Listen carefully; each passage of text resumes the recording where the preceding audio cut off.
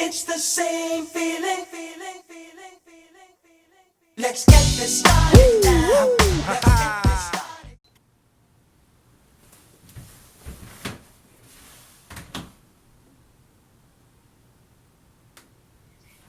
What's up, people? You know why I'm here. So let's get to it, shall we? If you ask me, politics and morals, to say ethics, are one and the same.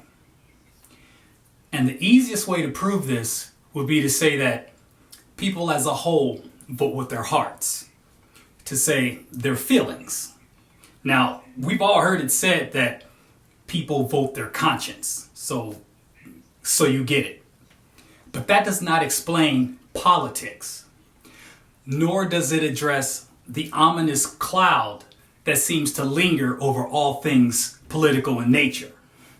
So again, if you ask me, politics is the stand-in for the morals and ethics of those who seek to work in the shadows. You see, you can't do evil and call it ethical. So you need a word to take the place of ethics, and at the same time, be able to take you places that the moral and just will never tread. Moving on, Satan says, the problems of the world are not your own, nor your problems the world's to solve. You see, separate the stem from the root. Why? Because you can pervert it. Now the Lord says, out of a dying fire, an ember can spark its own flame. You see, loyalty over life permits safe passage into a new beginning. So what's the point? In Russia, they call President Trump Putin's poodle. Question: why can't Trump supporters see that a vote for Trump is a vote for Russia, and thus undermining everything that we fought for and worked for as a nation, and is literally derailing our hopes for the future? Now, this is not a case of Democrats versus Republicans, okay? This nation is literally at war with powerful foreign foes, okay? And they can't see past their own hate and self-interest to give a damn. Now, if you believe in something that you cannot fight for or verbally justify, then you are not a believer. What you are is a follower. And what's worse is you're being used and you don't even know it. Okay? Understand that in a democracy, the people and the government are one and the same. Okay?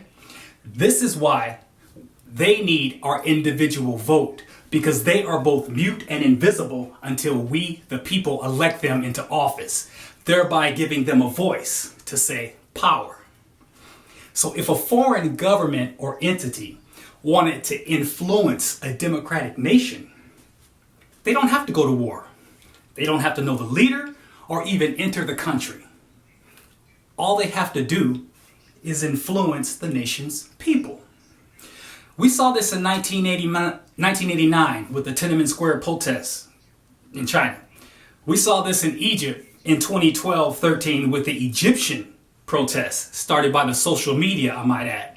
And we see it again today in the Hong Kong protests and in Puerto Rico with that uprising, okay? And this is what is currently unfolding in this nation today at present, okay?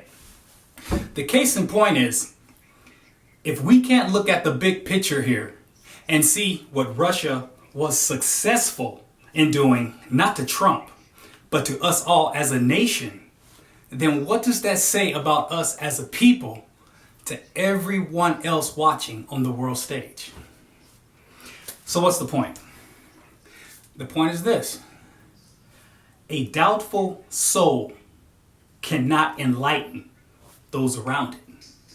So in keeping us in the dark, so to speak, or how can I put it, to keep us bickering among ourselves, all right, there's no way that we can see the hands. We can't see the puppet. We don't know what's going on around the corner. So at the end of the day, all I'm trying to say is, politics aside, we as a people, we have to be able to come together and see the illusion. Okay? We have to be able to see the game, the long con for what it is. All right? It's not easy trying to play for example, you can't be a master at checkers and think you can go play chess. All right? Because you won't understand what's going on. We've been going so smooth now. Everything has been working like checkers. The whole Obama administration, it was easy. It was open. We saw what was going on. It was simple, like checkers.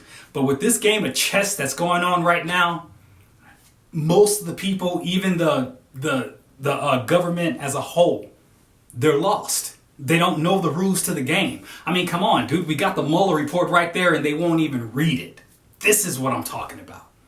So, I'm done. I just wanted to say that.